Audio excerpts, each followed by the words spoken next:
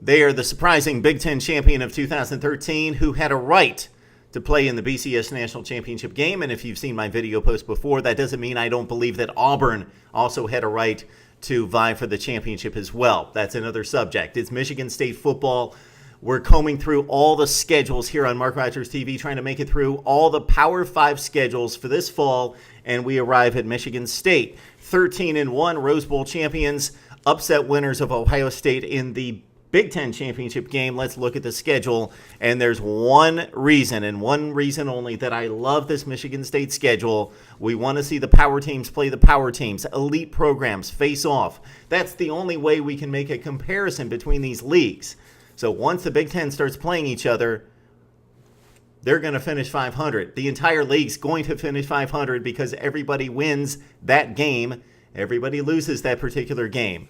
We judge these teams, especially in this speculative process, this selection process of a playoff, by big non-conference games. And we've got Michigan State taking on Oregon.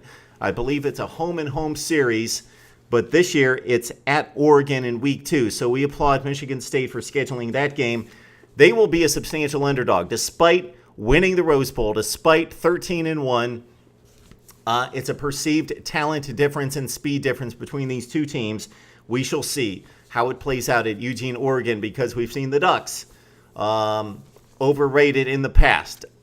Very fine football program, elite speed and talent, but we've seen them fall to big opponents, LSU, Ohio State, Stanford many times, 3 or 4 times in the last 4 or 5 years. So we've seen it happen time and time again. I will look forward to this game like none other in the non-conference schedule early season, other than maybe Wisconsin, LSU, but Michigan State, Oregon, a whole lot of fun in week 2. Before that, the Spartans take on Jacksonville State.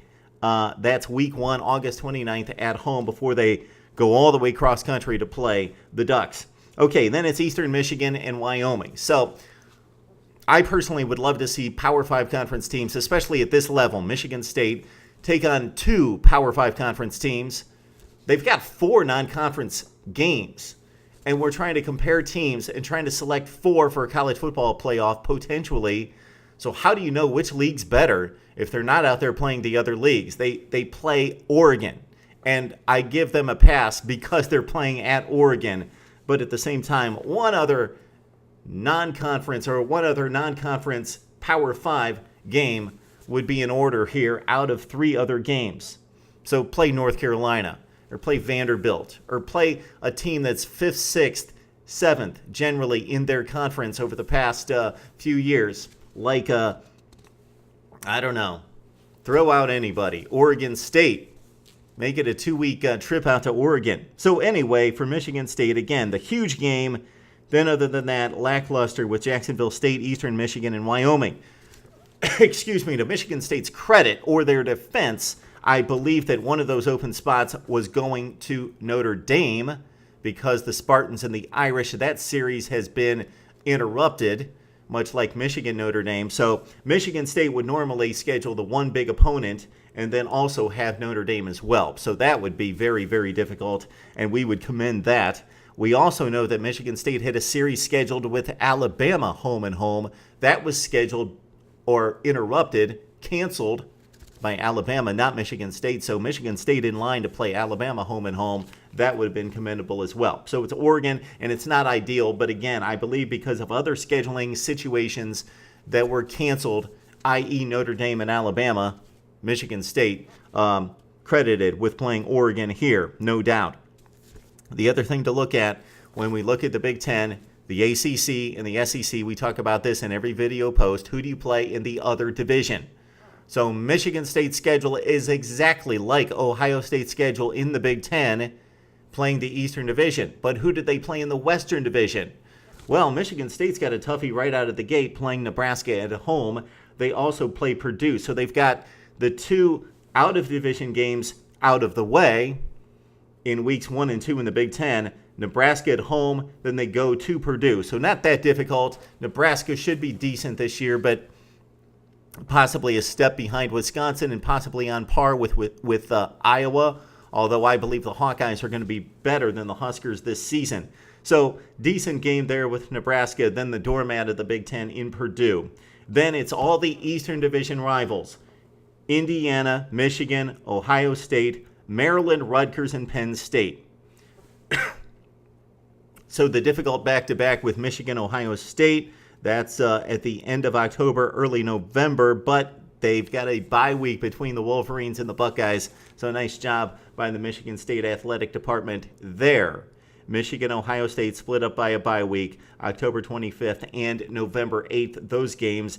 And the game of the year in the Big Ten at this point, preseason, who knows how it's going to play out. Michigan State, Ohio State, that one at East Lansing. You would expect the Spartans to be a slight favorite if things hold chalk and Michigan State is either a one-loss or a zero-loss team against the Buckeyes. But when I look at this schedule, the thing that stands out, and having looked at Ohio State and Michigan in particular over the past couple days, the thing that I don't like, Big Ten, nobody's playing Wisconsin.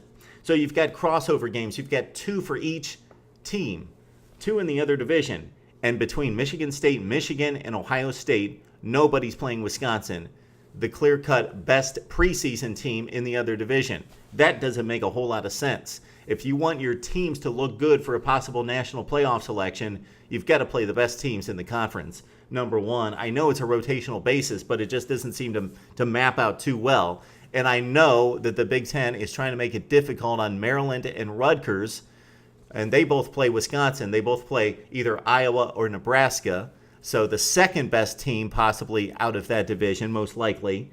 So for Michigan State, again, it's Nebraska, Purdue, so they get a bit of a break there. But I would love to have seen Wisconsin play. They should be playing either Ohio State, Michigan, or Michigan State. So it's light for Michigan, Michigan State, and Ohio State. It's also light for Wisconsin. So if the Big Ten hears complaints late season about strength of schedule, they can only look themselves in the mirror because the rotation got kind of screwed up here when none of the Big Ten, the big teams, play out of division games. So Michigan State will be an underdog at Oregon and possibly an underdog against Ohio State, depending on how those teams are playing at that point. So there's Michigan State's schedule. I like it in terms of the Oregon game, and of course within the Big Ten, I don't like the rotational basis because they're only playing Nebraska, Purdue's a give me out of the other division. All right, Michigan State fans, you're coming off 13-1. You could have gone to a national playoff had there been 4 teams last year. Now you're trying to get through the Big Ten, make it through Ohio State in particular in the Eastern Division, and then probably take on Wisconsin, maybe Iowa, maybe Nebraska in the Big Ten Championships game. So the Spartans, how does it set up for you in 2014? Need to hear from your fans right here on Mark Rogers TV.